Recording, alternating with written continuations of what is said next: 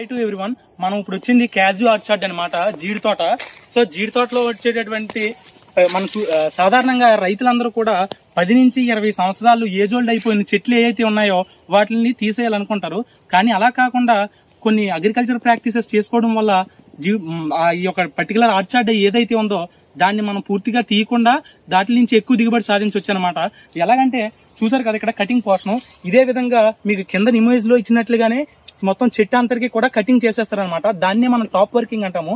Top working తర్వాత ఇలాగ కట్టెడ్ portions ఉంటాయి కదా, ఈ కట్టెడ్ పోర్షన్ లో మనకి హైబ్రిడ్ వెరైటీ అంటే దిగుబడి ఎక్కువగా ఇచ్చేటటువంటి వెరైటీల్ని ఒక సయాన్ని తీసుకొని ఇందులో ఇన్సెట్ చేస్తాం అనమాట. ఇన్సెట్ చేసిన తర్వాత మొత్తం ఆర్చార్డ్ ఎన్ని చెట్లు అయితే ఉన్నాయో ఏజోల్డ్ అయిపోయిన చెట్లు అన్నిటికీ కూడా మనం గ్రాఫ్టింగ్ పద్ధతిలో కొత్త హైబ్రిడ్ అనేది డెవలప్ చేస్తాం అనమాట. దీనిలో భాగంగానే కేంద్ర ప్రభుత్వం వారు mission for integrated development horticulture అనే ప్రోగ్రామ్ లో భాగంగా హెక్టార్ కి 20,000 రూపాయలు అనేది ఇవ్వడం జరుగుతుంది. సో రైతులందరూ కూడా ఈ యొక్క ఇలాగా జీడి మామిడి తోటలు ఎస్టాబ్లిష్ చేసిన రైతులందరూ కూడా ఏజోల్డ్ అయిపోయిన చెట్లని రిమూవ్ చేసేయకుండా ఈ యొక్క పద్ధతిని యూజ్ చేసి మళ్ళీ చెట్ల నుంచి అయితే ఎక్కువ దిగుబడి సాధించవచ్చు. Thank you.